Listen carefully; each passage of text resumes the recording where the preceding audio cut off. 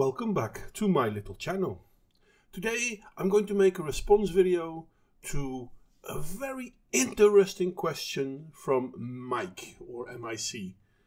And yeah, you know what? I'll let them ask the question and then we'll continue from there. This is I hope your double skill levels are up to par. Let's put it like that. Are the SATs racist? Don't you think that's a very interesting question? Are the SAT racist? But shouldn't we then first define what is racist? Well, yeah, it would be nice if we all knew what we were talking about, but obviously, no, that's not going to happen. So, just for the sake of argument, I will use this Merriam-Webster's definition of racism. Is or are the SATs racist? Let's dig in, shall we? Not only are the SATs a pretty bad predictor of academic success, they do something else entirely. Sort people by race. Okay, so here we are. Is the SAT racist? Is the Scholastic Aptitude Test racist? That test you take to see how well you will do in college. Is that racist? It will ask you nothing about your race, but is it racist? Wait a second. Are you now saying that the outcome of the SAT is based on your race? And that's not by accident. It's a problem that goes back almost 100 years and is baked into the very way these tests were designed. Oh wow, this is what you're saying. Okay, let's see how you got there. I'm curious, because to me, 2 plus 2 is 4, and my skin color has nothing to do with that. And there are lots of things that are not based on my skin color. And the worst part of it all is you keep calling it race, but white people, black people, Asian people, we're all the same race, you know. It's a cliche, but it's biologically true. The first SAT was invented in the mid-1920s by a man named Carl Brigham, a eugenicist who became enamored with the fairly recent invention of IQ testing. After examining the IQ tests given to the military during World War I, Brigham wrote a book called A Study of American Intelligence. Brigham concluded from his study that African-American children couldn't handle an American education as well as Anglo-Saxon children. He also worried that if white Americans mixed with African Americans and Jews, the future blended American will be less intelligent. A few years later, he invented the SAT. Okay, let me get this straight. Someone 100 years ago was a racist, and therefore the SAT today is racist. Is abortion a racist thing? Because the one that thought it up was pretty much a racist as well. But we won't go there, will we? Anyway, continue. Brigham is being approached by Princeton and Yale University and other members of the Ivy League because in the 1920s they're going apeshit that too many Jewish boys from New York City are getting into Columbia. The SAT from its inception was designed as an IQ test which they truly believed would enable them to identify what Carl Brigham called the Nordic stock and protect it from the non-Nordic stock. I cannot find whether this indeed was the reason for the IQ test. But if the IQ test was meant to create a system that would keep non-whites, to call it like that, out of academia, then they have failed from the very start, which would then claim that racism as the main motivator behind it has failed, wouldn't it? Because we see, as we saw back then, that the top IQ, well, you can have them everywhere, but they weren't only white. Now, by 1930, Brigham realized that his earlier conclusions about race were without foundation and had to retract them. Oops. But his test was already gaining popularity. So let me get this straight. The SAT are racist because the guy that thought them up was a racist, even though the tool didn't do what he had hoped it would do, but the people wanted to keep using it because it was great at finding people with a higher IQ, which was better for their education and for certain jobs. Colleges eventually realized that the SAT was pretty bad at determining academic success, but it was pretty good at determining something else entirely: whether or not a student's parents had money. They get to disguise selection for bank accounts and dress it up and disguise it as selection for brains, as long as they've got a test that correlates in a robust way with family income, even though they know it's doing a crap job in predicting college academic performance. Okay, so this is where the proverbial shit hits the proverbial fan, or rather, where people should get their tinfoil hats. Because let's be honest, we have a test that's basically an IQ test, but IQ is not a guarantee for success in academia or any education. It, at best, is an indicator of potential, but whether that potential gets achieved has nothing to do with it. But an IQ test, which is bad at measuring success, is great at measuring the parent's bank account? Seriously? Correlation, causation? Anyone? No? Nothing? To this day, high scores on the SAT correlate positively to student-reported household income. Okay, correlation and causation. The thing is this, we do know that people with a high IQ will have kids with a decently high IQ. Not 100%, but on average. And we do know that IQ is a measurement of potential, not what comes out, but the potential you have.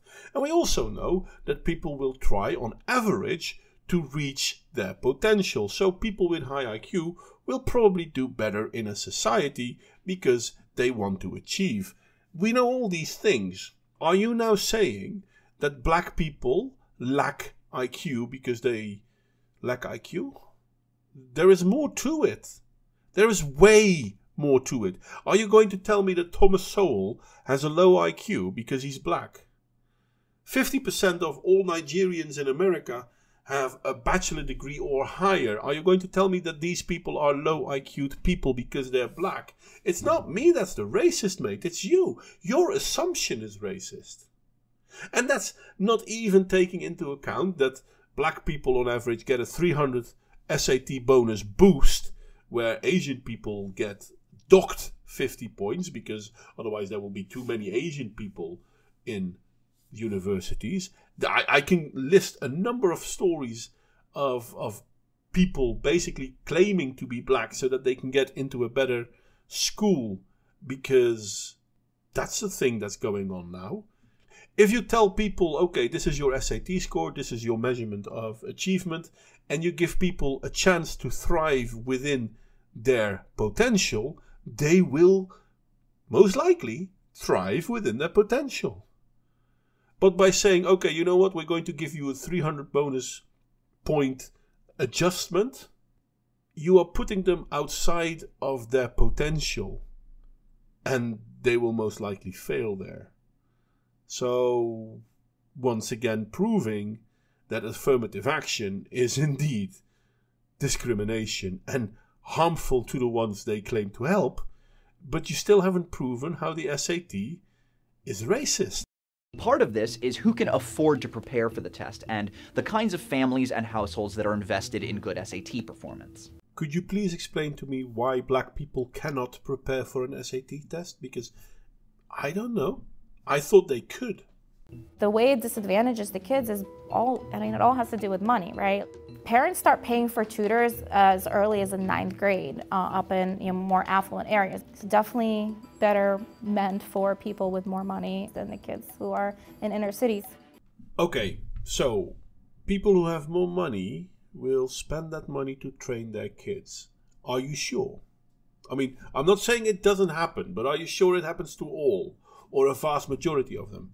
And, in all fairness, no, you know what? I'm not going to go into this quite yet, because that point will be made for me in a second.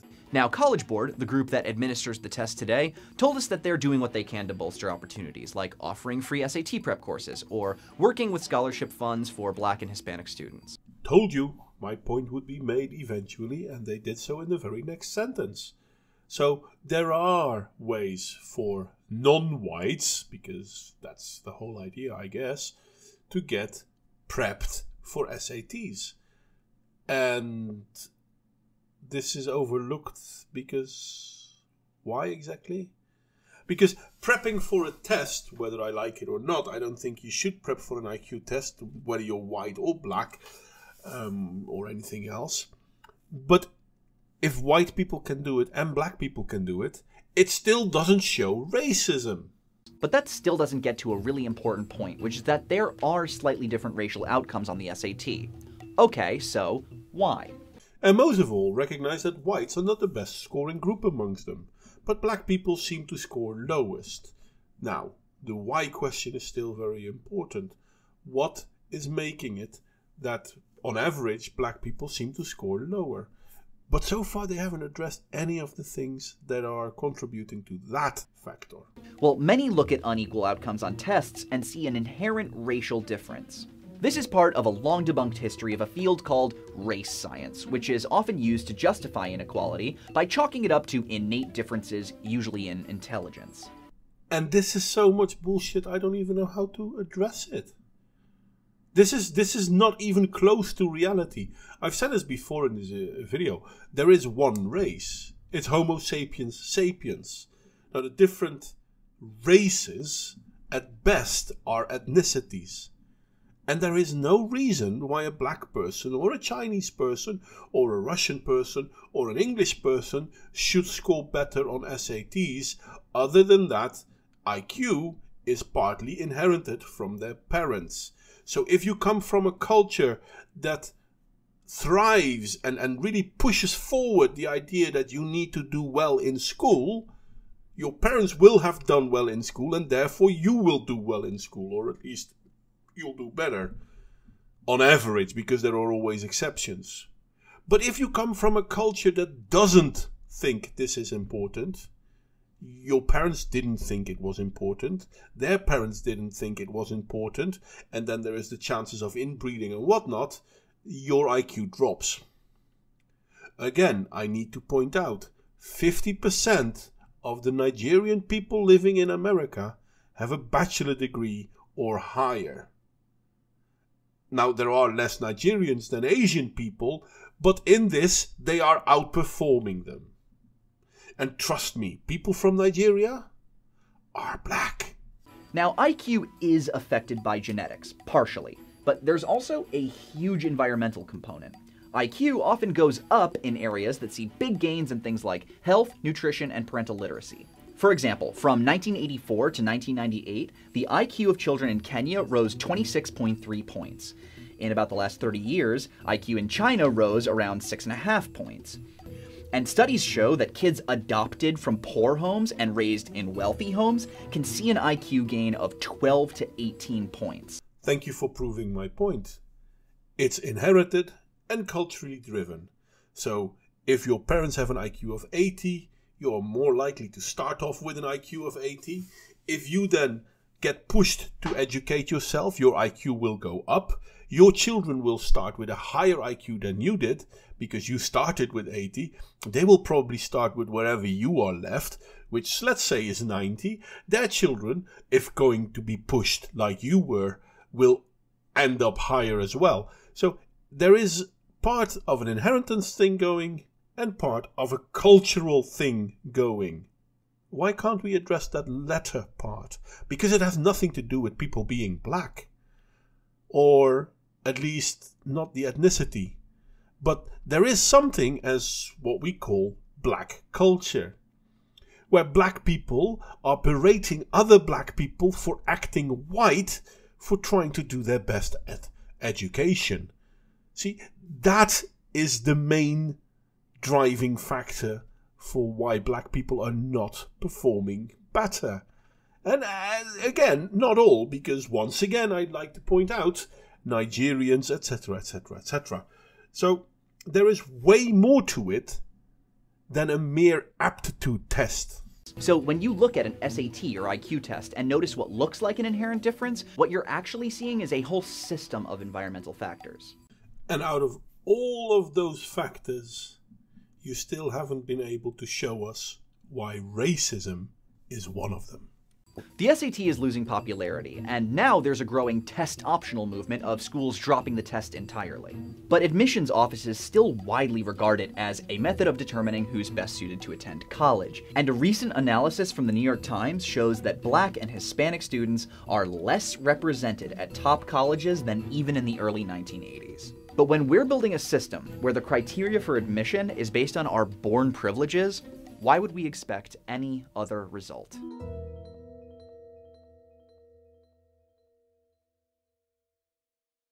The thing is, he is pointing a clear picture. We are seeing Hispanic people doing less well, and on average, Black people doing less well.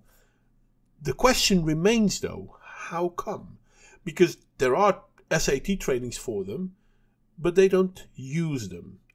We see them performing less well in higher education. Why? Well, partly because we know that giving them a 300-point boost for Black people is actually hurting them. We also notice that there are Ivy League schools that no longer want to use SAT tests scores.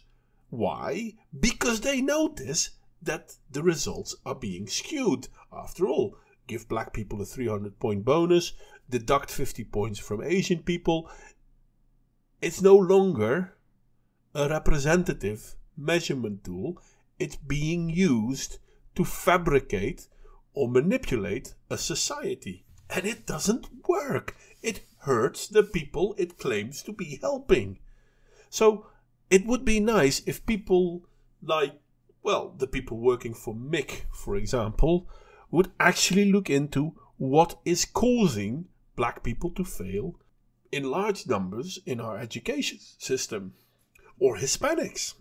I mean, I mentioned the idea that Black people berate other Black people for calling their behavior white if they try to achieve in schools. But we actually know that this happens. It's a cultural thing. We need to address these things. These are the racist things. And don't tell me that Black people can't achieve in America, because once again, Nigerians. So somehow the it's all white people's fault narrative is being debunked once again, but there's still no idea what causes these problems. There is still no addressing the points that certain Black people are hindering other Black people from achieving. Certain Latino people are hindering other Latino people from achieving. Somehow, we all are being made to look away from that. But the culture is the main driving force, either for good or for bad. And I'm going to say that in America, well, not just America, but let's stay in America for this one. In America, the cultures amongst these Black people and Latino people is actually hurting them. Now, there are Black people that want to achieve. And you know what? If they really apply themselves, they achieve. But then they get berated by their own community. This is why, for example, so many Black people, if they have the chance to leave Black communities, they will. Because I know that in certain areas, people claim there is a white flight. When Black people move in, white people move out.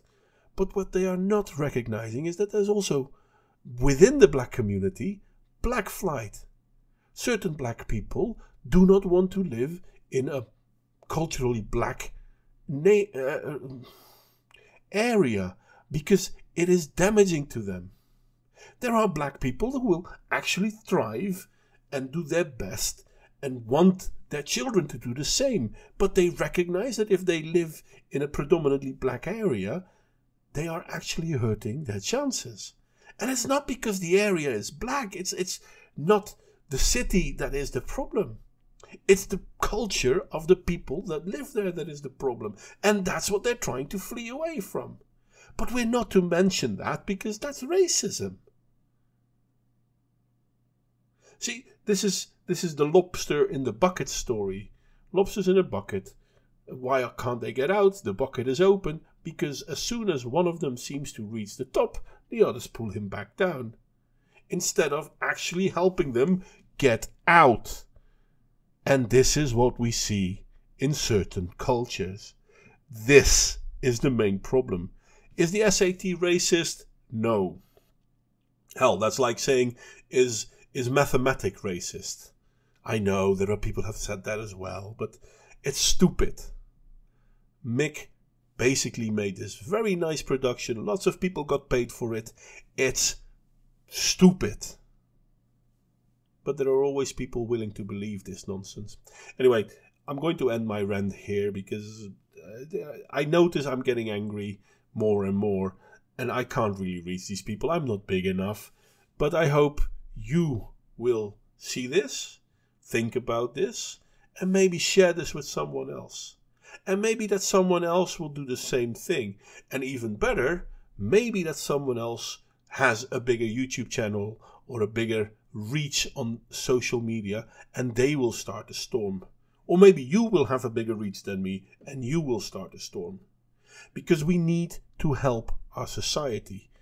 And to start with that, we need to stop people trying to divide us. Especially if they are trying to blame the ones that are doing well and are promoting the ones that want to fuck up. Anyway, like, share and subscribe, and I hope to see you all next time.